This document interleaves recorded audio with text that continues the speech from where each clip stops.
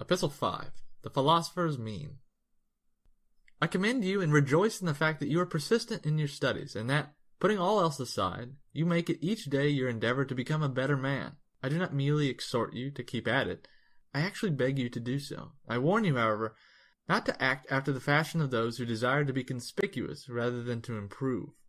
By doing things which will rouse comment as regards your dress or general way of living, repellent attire, unkempt hair, slovenly beard, open scorn of silver dishes, a couch on the bare earth, and other perverted forms of self-display are to be avoided. The mere name of philosophy, however quietly pursued, is an object of sufficient scorn. And what would happen if we should begin to separate ourselves from the customs of our fellow men? Inwardly, we ought to be different in all respects, but our exterior should conform to society. Do not wear too fine, nor yet too frowsy, a toga. One needs no silver plate, encrusted and embossed in solid gold, but we should not believe the lack of silver and gold to be proof of the simple life. Let us try to maintain a higher standard of life than that of the multitude, but not a contrary standard. Otherwise, we shall frighten away and repel the very persons whom we are trying to improve. We also bring it about that they are unwilling to imitate us in anything, because they are afraid lest they might be compelled to imitate us in everything. The first thing which philosophy undertakes to give is fellow-feeling with all men. In other words, sympathy and sociability. We part company with our promise if we are unlike other men.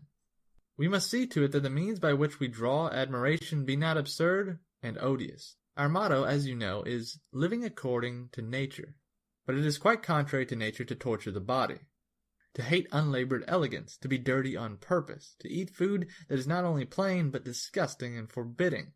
Just as it is a sign of luxury to seek out dainties, so it is madness to avoid that which is customary and can be purchased at no great price. Philosophy calls for plain living, but not for penance, and we may perfectly well be plain and neat at the same time. This is the mean of which I improve.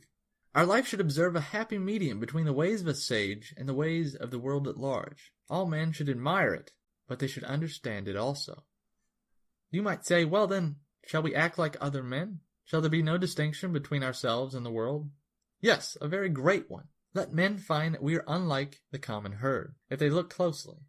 If they visit us at home, they should admire us, rather than our household appointments. It is a great man who uses earthenware dishes as if they were silver, but he is equally great who uses silver as if it were earthenware. It is a sign of an unstable mind not to be able to endure riches. But I wish to share with you today's profit also.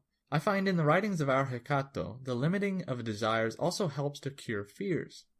Cease to hope, he says, and you will cease to fear. But how, you will reply, can things so different go side by side? In this way, my dear Lucilius, though they seem to do so at variance, yet they are really united.